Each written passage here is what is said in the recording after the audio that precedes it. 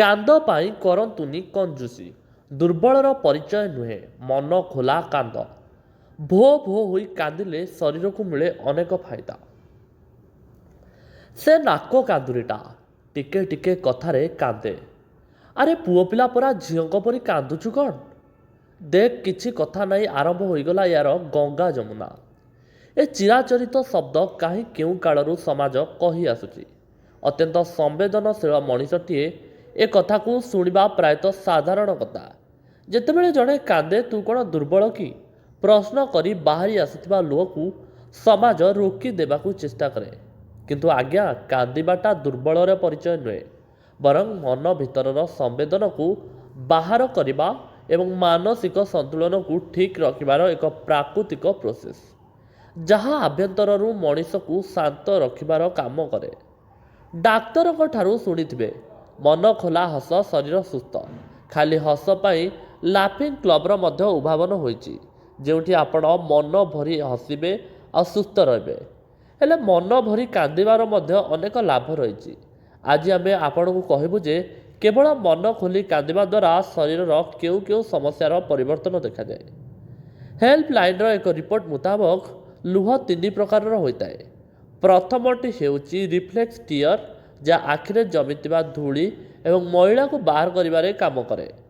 ଦ୍ୱିତୀୟଟି ହେଉଛି continuous tear, ଯାହା ଆଖିକୁ କୌଣସି ସଂକ୍ରମଣରୁ ବଞ୍ଚାଇବାର କାମ କରେ।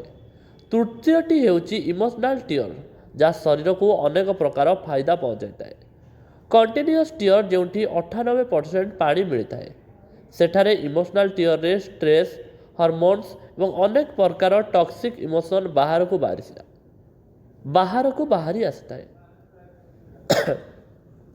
ଏକ ଗବେଷଣାରୁ ଜାଣିବାକୁ ମିଳିଛି ଯେ ଯେତେବେଳେ ଆମେ କାନ୍ଦୁ ଆମର ପାରାସିମ୍ପାଥେଟିକ୍ ନର୍ଭସ୍ ସିଷ୍ଟମ୍ ସକ୍ରିୟ ହୋଇଯାଏ, ଯାହାଦ୍ୱାରା ଶରୀରର ହାଲକା ଅନୁଭବ କରେ ଏବଂ ହଜମ ପ୍ରକ୍ରିୟା ମଧ୍ୟ ଭଲ ହୁଏ, ଯାହାଦ୍ୱାରା ପୂର୍ବ ଅପେକ୍ଷା ଶରୀରକୁ ଫୁର୍ତ୍ତିମାନ ମଧ୍ୟ ଅନୁଭବ ହୁଏ।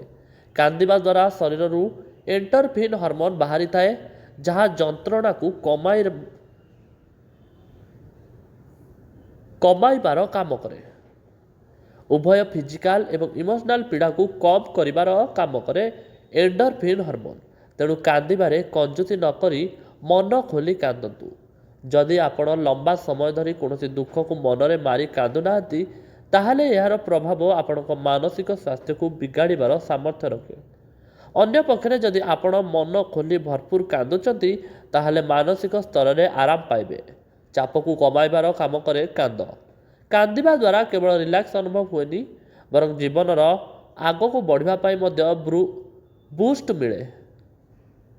ମଣିଷର ମୁଡ୍ ଆପେ ଆପେ ଠିକ୍ ହୁଏ ଏବଂ ଭାଙ୍ଗି ପଡ଼ିଥିବା ମଣିଷର ଜୀବନର ସଳଖିବାର ସାହସ ଜୁଟାଇଥାଏ।